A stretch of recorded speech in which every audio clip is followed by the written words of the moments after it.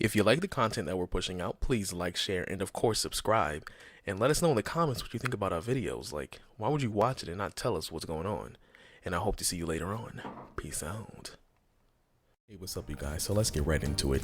Tobias Whale is actually an African-American albino. Now, we already know that he runs the gang called the 100 in the TV show Black Lightning. Tobias was previously a political figure in Freeland, but ended up working for the criminal underground after an information revealed a scandal that was released by Jefferson Pierce's father in the series that we saw in the flashback later on in season 1. What we know about Tobias so far is that he's using a serum to enhance his strength and slow his aging process. Also, due to his political background in combination with his criminal background, he has access to a lot of resources, and of course, spoiler alert, this is the same amount of resources that he used to bring Lala back to life after he had killed him initially in jail. The television series Black Lightning seems to be using inspiration from the recent 6-issue miniseries Black Lightning Cold Dead Hands, while also drawing from DC Comics Year 1 origin Black Lightning from 2009. So they're using multiple sources in order to help create this series, which is pretty interesting because that's how you're getting a lot of the pro-black kind of discussions in the series in season 1, which is why a lot of people are raving about the series so far.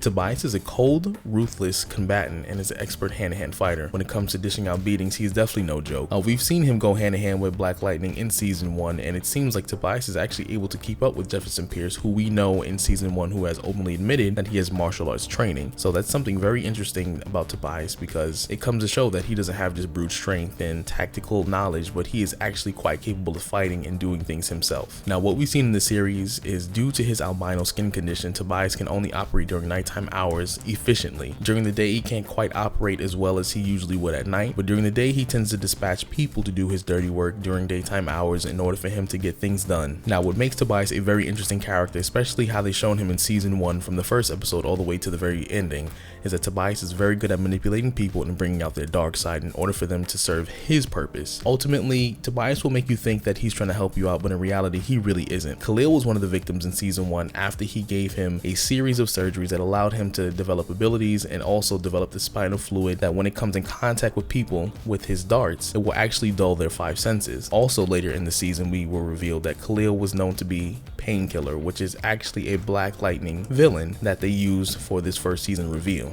Now, Tobias's main goal is to take over Freeland, but it's not just to simply take over. He wants to take over all resources, all political power, everything that he can possibly actually get his hands on in order for him to be the top boss in Freeland, so that way he does not have to answer to anyone and he does not have anything that he cannot control himself coming out in or out of Freeland. So hopefully this gives you a nice idea of who Tobias Whale is, and also make sure you pay attention for his character for season 2, because he definitely has a very big role in Freeland. And little fun fact, Tobias actually originated out of Superman comics, working out of Metropolis, and then later on moved to Gotham City. So there you have that one.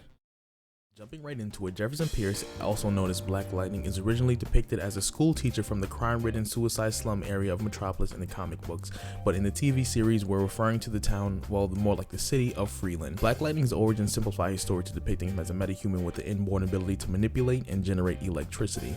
But in the series, they allow him to only be able to manipulate electricity and not necessarily generate it from his own cells like they did previously in the original Black Lightning comics. Tony Isabella, an experienced writer having done work for Luke Cage, another prominent black hero in Marvel Comics, was signed to develop DC's first black starring character in DC Comics back in the 1970s. Now, in the TV show, Black Lightning has an overwhelming desire to help his students in the TV series to prevent them from joining the notorious 100 gang. After being retired for about 10 years, he dons the costume to help retrieve his daughters when Lala's cousin kidnaps him and holds him hostage in a motel of Freeland. After that night, Jefferson Pierce started to notice that there were some large activities going on in Freeland and that he needed to help out and don the costume officially back as Black Lightning. Now, over the course of season 1, he starts to realize that there are a lot more things than meets the eye going on in Freeland, and that there are a lot of government as well as even gang-related activities that have a lot more holdings in the city's infrastructure than he initially thought when he first came out as a superhero. The first layer of the problem was the series involved not only the 100 gang pushing out levels of drugs, also known as green light in the series, but the government funding programs pushing these drugs in the community of Freeland intentionally.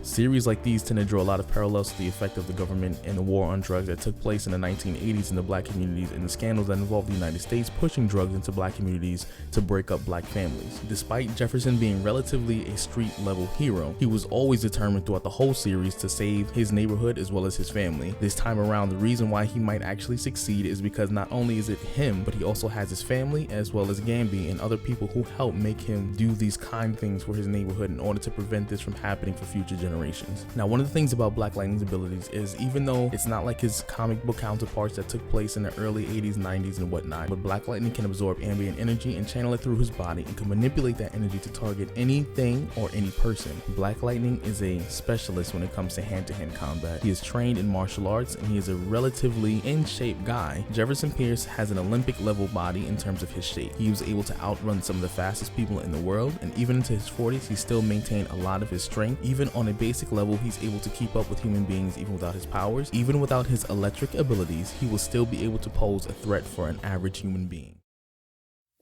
Break comes higher and